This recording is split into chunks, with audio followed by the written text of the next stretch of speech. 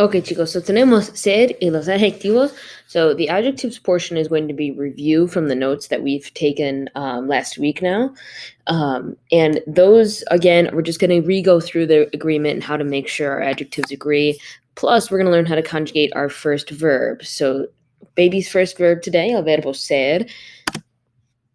So the verb ser means to be. So when you guys are reading those sentences in your homeworks and stuff, it'll say like, los chicos son guapos. The boys are good looking. So that's son is your form of the verb ser. So the nice thing about Spanish is the pronouns become unnecessary when you conjugate a verb. So instead of saying yo soy, you could just say soy, and that means I am. So when you're conjugating the verb ser in the yo form, it's going to be soy. So if you wanted to say I am tall, you'd say yo soy alto.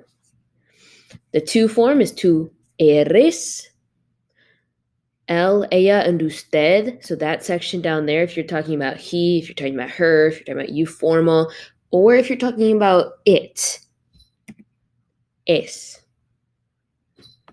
Nosotros somos. And remember that this can be like some name y yo. So if I was talking about it, I'd be like Rebecca y yo somos altos. We are tall. Vosotros tenemos sois.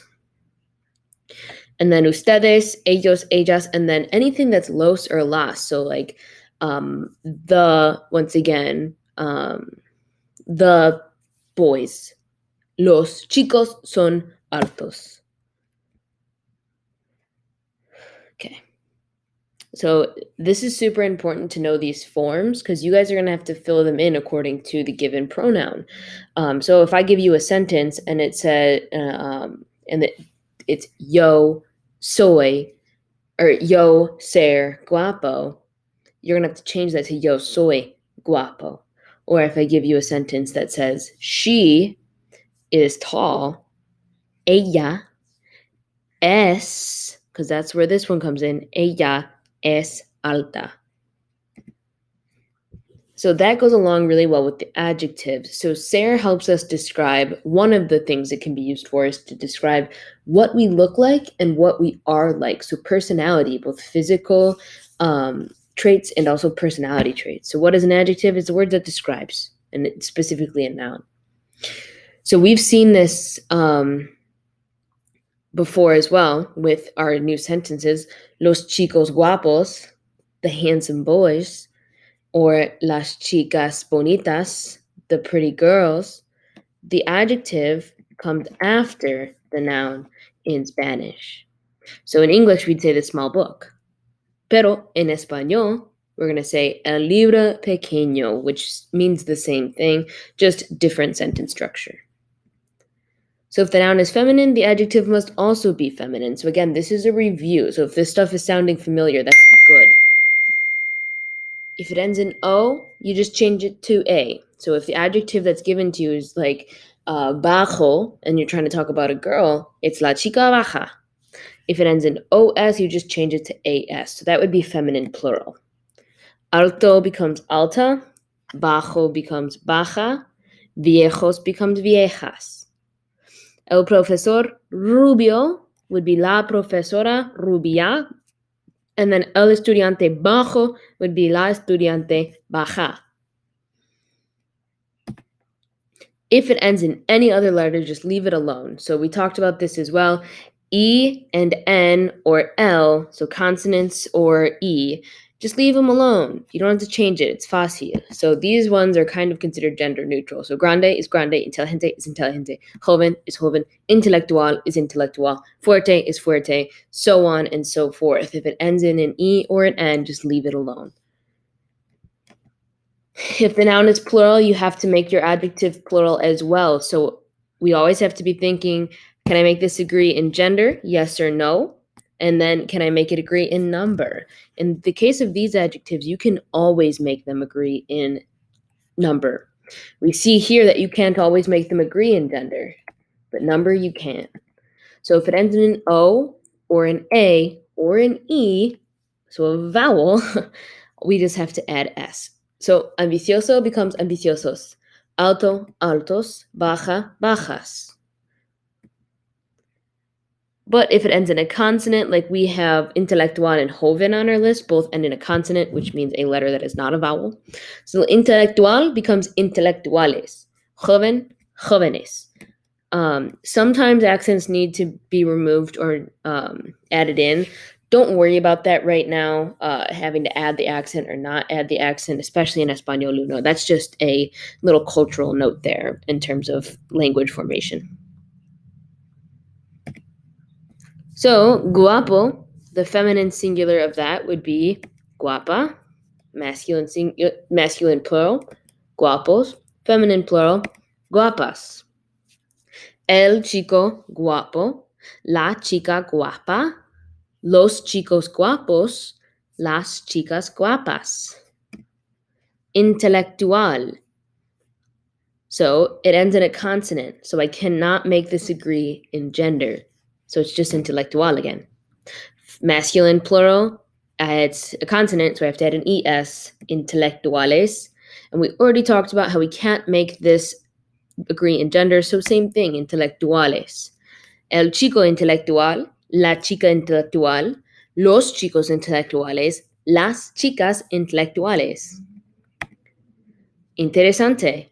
So if it doesn't end in O when it's given to us, like bajo, alto, delgado, gordo, then we can't make it agree in gender. So this would be considered gender neutral. Interesante. It ends in a vowel, which means we just have to add an S. Interesantes and interesantes. So if it doesn't end in an O, you cannot make it feminine. So you just use the same one. So for this practice section, what I'd like for you guys to do now is, if you are using that worksheet that I posted, great. These practice problems are already there for you. If you are writing these on a separate sheet of paper, pause the video and write the sentences out. What I mean by writing out your sentences, you need to include a form of the verb ser. So use that chart to help you out. So él, so that's gonna, when I'm looking at my ser chart, él falls into that bottom corner. So él es alto. So right now, what you need to be paying attention to is making sure you have the correct form of this verb. So pay attention to what's given to you and how do you make that match. And then make sure you're making your adjective match. So you have two things to be thinking about when you're doing these. So go ahead and pause the video here, do the practice problems, and then see what you get. So I'm going to go through them. So pause. Okay, I'm going to continue going through these. So hopefully you guys did these as a practice now. This is so important to make sure that you guys are conjugating your first verb. So if you didn't pause, do it now. Last chance. All right. So to, and I'm telling you it's a girl. So the to form of the verb ser would be eres. I'm telling you it's a girl, so I have to change this to an A. Tú eres pelirroja. Juan. When I'm thinking about that chart, the pronoun I'd use to replace Juan is he. So Juan es guapo. La muchacha es delgada. Juan y yo, and I'm telling you yo is masculine, and I have blank y yo, so that's nosotros. Juan and I, we, somos bajos, more than one person. So I told you yo is masculine, but it doesn't matter. I could have said feminine here, or I could have not told you at all. Juan is a boy, and whenever there's a boy involved, we have to default to masculine. Las amigas son rubias. If you're using a separate sheet of paper, go ahead and pause here and do these ones the same way. Los amigos son pelirrojos. Las muchachas son morenas. El muchacho es serio. Tú eres rubio. Now, see here, I didn't even write tú because you don't need it. Eres means you are already. So the conjugated form of the verb already tells you who you're talking about. So that's the nice thing about conjugating verbs. La policía es paciente. La estudiante es seria. Go ahead and pause again if you're on a separate sheet of paper. El estudiante es perezoso. El estudiante es inteligente. La maestra es aburrida. El amigo es bueno. La lectora es simpática. La muchacha es alta. Lots of S here. So it's kind of interesting. You have all these different people, and we conjugate our verb the same way. They all fit into that he, she, it, you formal category. Separate sheet of paper. Pause. El señor Gómez es cómico. Ella es divertida. La tarea es aburrida. So this is la tarea, which means the homework. So it falls into that he, she, it category as well. So that one kind of houses a lot of different pronouns. Él es ambiciosa. Él es ambicioso. Juana es interesante. Tú eres seria. Okay, so hopefully you guys at this point are starting to come with these, starting to get them a little bit. Conjugating verbs is something you guys are going to do for all of Spanish. So make sure that you understand what we just did. Remember that if you didn't take notes on that worksheet that I provided, make sure you show me your separate sheet of paper. It's going to be really important for me to see those. And then also be sure to come to class on Monday with any questions, because this is a very important topic, and you can't just, if you're confused about something, we got to figure it out.